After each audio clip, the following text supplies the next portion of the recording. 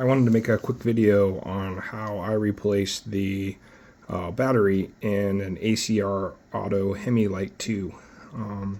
It's a relatively inexpensive little light, but you know, if you need a bunch of them for your PFDs, this is an easy way to refresh them with a new battery.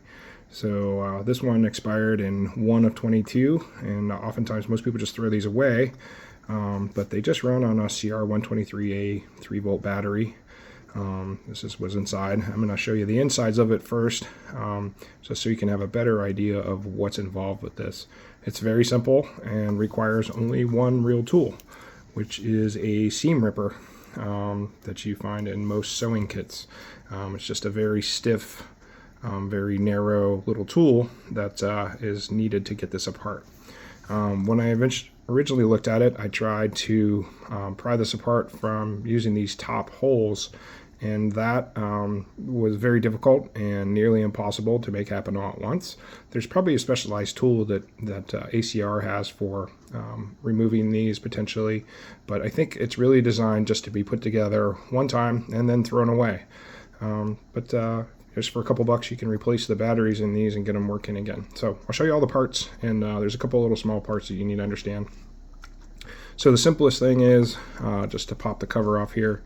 The cover is just a little acrylic or polycarbonate part, and it has this rubber gasket, which is the crucial part in this. And I would suggest when you're putting this back together to maybe use a little silicone grease just to make sure it goes in well and stays lubricated. So that might be something to consider.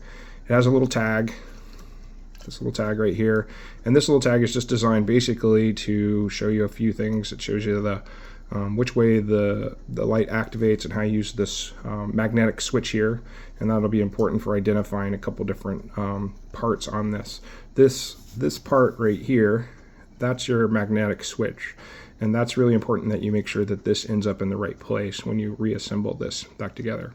So this is the board, and it's got your 3 LED lights in there, and then underneath that board, just try to keep all these parts in the same orientation when you take it apart. Under that board you have 4 springs and a couple of contacts, and it's really important that you make sure that you keep the board oriented in the correct position. It can only go on 2 ways, but this way you can see the magnetic switch would be on the wrong side. So, and these prongs here are designed for the battery to fit into with the positive facing this direction. Okay, so the positive towards the this terminal right here, and that matches up with these spots underneath the board right here that will connect. So this is a positive side, this is a negative side, and keep the magnetic switch towards you. So pretty simple. These little springs, they fall out really easy. You can lose them. They don't matter which way they go in. They're all the same size. So that's a really easy piece, but just be careful not to lose these or any of the internal parts. The critical piece of figuring this out was if you try to come down from the top, you can never get this apart. But if you use this seam ripper and you come in from the side here underneath the polycarbonate housing here, the lens, you can snake it underneath here and push these over very carefully. And don't use a lot of pressure, you just have to wiggle them out, and then you have to kind of just jiggle the lens off of each one of these hooks right here. So you just have to push it past those and lift that up, and you can do one at a time.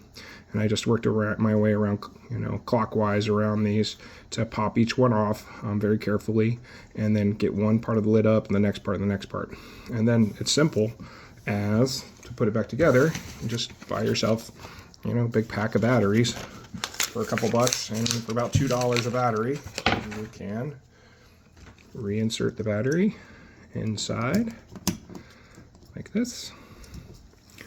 Take the board,